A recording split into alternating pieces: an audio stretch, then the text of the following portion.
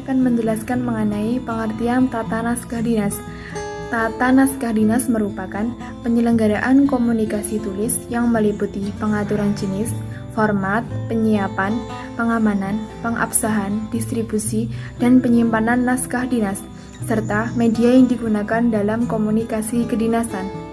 Naskah dinas merupakan informasi tertulis sebagai alat komunikasi kedinasan yang dikeluarkan oleh pejabat yang berwenang di instansi pemerintah dalam rangka penyelenggaraan tugas umum pemerintah dan pembangunan. Baiklah, di sini saya akan menerangkan tentang tujuan, sasaran, dan asas tata naskah dinas. Tujuan dari naskah dinas adalah sebagai pedoman atau pegangan instansi dalam melancarkan proses komunikasi yang efektif dan efisien dalam penyelenggaraan pemerintahan.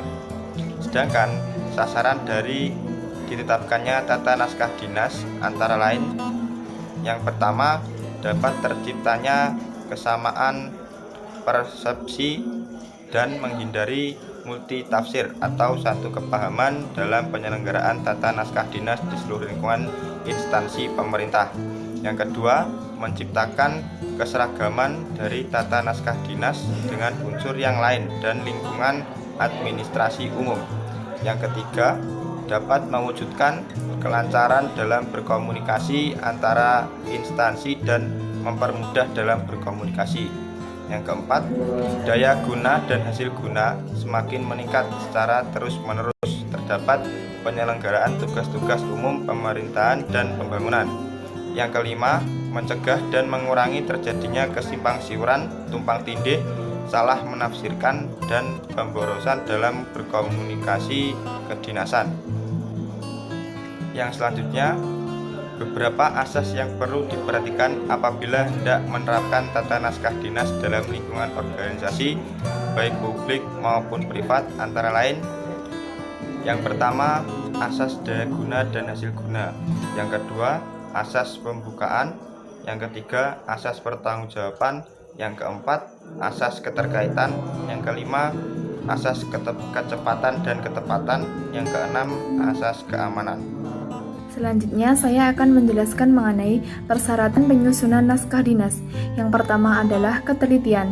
Dalam penyusunan naskah dinas, harus tercermin adanya ketelitian dan kecermatan, baik bentuk, susunan, isi, maupun struktur naskah dinas. Yang kedua, kejelasan. Naskah dinas harus jelas baik dari aspek fisik maupun materi, dengan mengutamakan metode yang cepat dan tepat.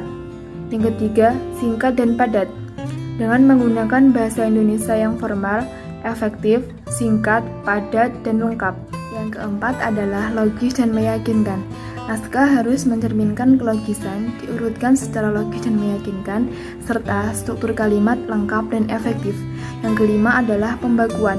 Naskah disusun mengikuti aturan baku yang berlaku sesuai dengan tujuan pembuatan surat. Saya Anissa Aulia Dewi akan melanjutkan materi yang selanjutnya, yaitu tata cara pembuatan naskah dinas.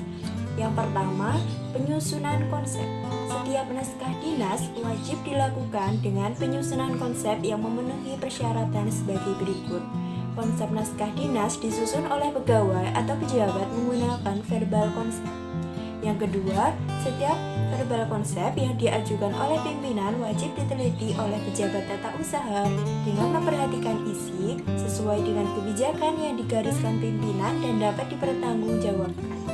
Bentuk harus sesuai dengan ketentuan yang berlaku, redaksi sesuai dengan penggunaan bahasa Indonesia yang baik dan benar. Dan cara yang kedua yaitu persetujuan konsep. Lampiran dan isi naskah dinas menyangkut lebih dari satu unit kerja yang harus diedarkan dan disetujui oleh pejabat-pejabat dari unit terkait. Dan yang kedua yaitu verbal konsep sambutan sekretaris jenderal terlebih dahulu diajukan dan disetujui oleh kepala pusat komunikasi.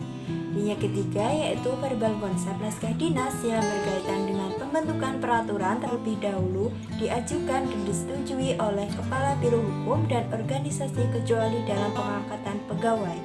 Dan cara yang ketiga yaitu registrasi naskah dinas. Setelah naskah dinas mendapatkan persetujuan dari pejabat yang berwenang, konsep tersebut diregistrasi dan diberikan nomor naskah dinas dan tanggal. Yang kedua yaitu penomoran naskah dinas berupa peraturan perundangan hanya menggunakan nomor urut dan tahun berjalan. Yang ketiga yaitu net asli setiap verbal pembentukan peraturan kecuali dalam hal pengangkatan pegawai dilakukan oleh Biro Hukum dan Organisasi. Dan yang keempat yaitu setiap akses net asli peraturan perundang-undangan disimpan oleh Biro Hukum dan Organisasi. Dan tata cara yang keempat yaitu bentuk huruf atau font naskah dinas kecuali pembentukan perundang-undangan diketik menggunakan komputer dengan bentuk huruf Arial ukuran 11 atau 12 spasi 1. Naskah dinas pembentukan peraturan perundang-undangan menggunakan bentuk huruf Bachmann Old Style dengan ukuran 11 sampai 12 dengan spasi 1 sampai 1,5. Dan yang tata cara yang terakhir yaitu warna tinta.